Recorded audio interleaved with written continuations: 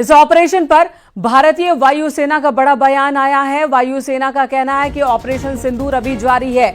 भारतीय वायुसेना का कहना है कि ये ऑपरेशन अभी जारी है। हमें जो टास्क मिला हमने पूरा किया।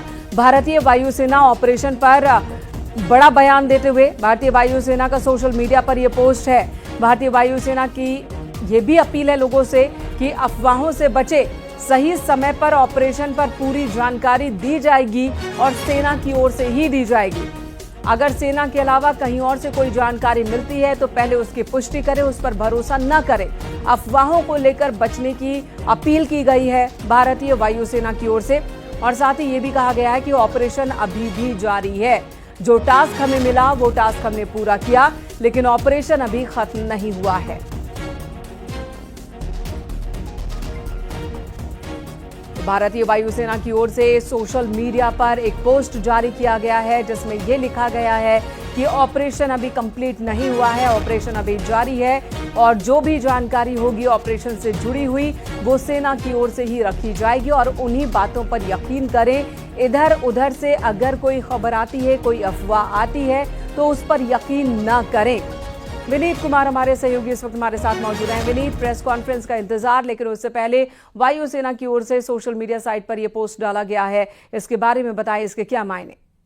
हाँ जी, निश्चित तौर में आपको बताना चाहूंगा कि जिस तरह से सीज फायर की बात हुई है लेकिन अभी खत्म नहीं हुआ है, इस तरह के साफ संकेत जो है वो दिए जा रहे हैं। एक बड़ी बात यहाँ पर मैं आपको बताना चाहूंगा कि जिस तरह से कल भी बात होगी, डीजीएमओ लेवल पर बात होगी और उसके बाद फिर आगे की कार्रवाई जो है वो होगी। इसके साथ ही साथ मैं आपको एक बड़ी बात यहाँ पर बताना चाहूंगा कि जिस तरह से केंद्र सरकार का यह स्टैंड आया था कि अगर कोई भी आतंकी हमला होता है तो उसे एक्ट ऑफ वॉर की तरह माना जाएगा, तो इसकी घोषणा जो है वो औपचारिक तौर पर केंद्र सरकार की ओर से किया जाएगा। अभी जो है संघर्ष विराम की बात जो है वो हो रही है। एक जो बड़ी बात यहाँ पर यह भी सामने आ रही है कि इसको लेकर के जो है वो अभी औपचारिक घोषणा जो है वो की जानी बाकी है। तो जब तक औपचारिक घोषणा जो है वो नहीं हो जाता, इसके साथ ही साथ मैं आपको एक बात बताना चाहूंगा कि जिस तरह से हमने देखा कि सोशल मीडिया के माध्यम से पाकिस्तान जो है वो कई प्रोपेगेंडा फैला रहा है और जब उससे सबूत भी मांगे जाते तो वो सोशल मीडिया का हवाला जो है वो देता है। ऐसे में मैं यह साफ किया गया है कि सोशल मीडिया के माध्यम से अगर कोई अफवाह फैलाता है या फिर विभिन्न माध्यमों से कोई अफवाह फैलाता है उस पर ध्यान न दिया जाए और आधिकारिक और औपचारिक घोषणा के बाद ही इसे ध्यान दिया जाए और वायुसेना ने भी इसे स्पष्ट कर दिया है। जी विनीत, और जिस प्रेस कॉन्फ्रेंस का इंतजार चल रहा था वो प्रेस कॉन्फ्रेंस आज होगी, कितने बजे होगी, इस बारे में कोई इन्फॉर्मेशन?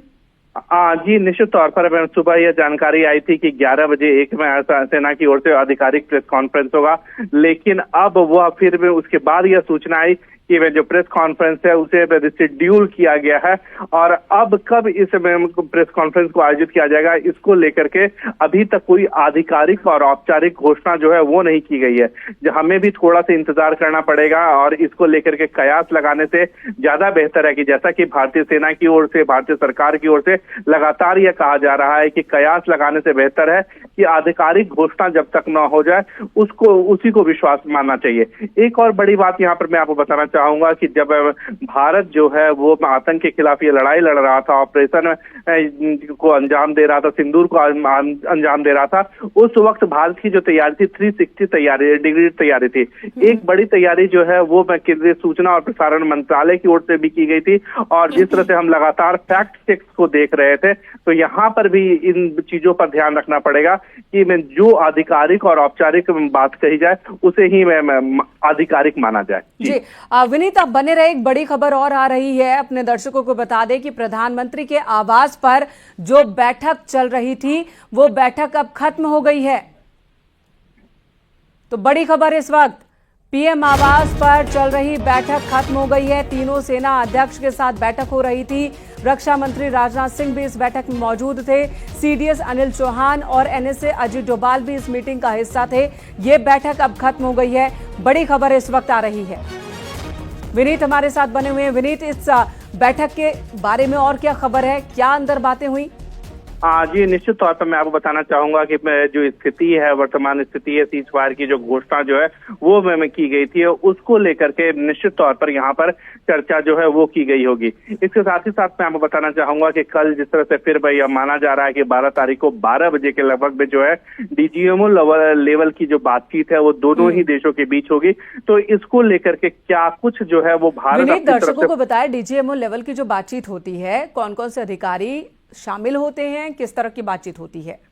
जी निश्चित तौर पर अगर हम बात करें इस समय डीजीएमओ लेवल के जो बातचीत होती है, इसमें डायरेक्टर जनरल मिलिट्री ऑपरेशन जो हेड होते हैं मिलिट्री ऑपरेशन के, वो इस समय बातचीत को हेड करते हैं। तो भारत की ओर से जो डायरेक्टर जनरल मिलिट्री ऑपरेशन होंगे वो इस समय बातचीत को हेड करेंगे, लेकिन उन्हें पूरी तरह से जो ब्रीफ किया जाएगा वो भारतीय सेना के तीनों अंगों के द्वारा जो है वो ब्रीफ किया जाएगा।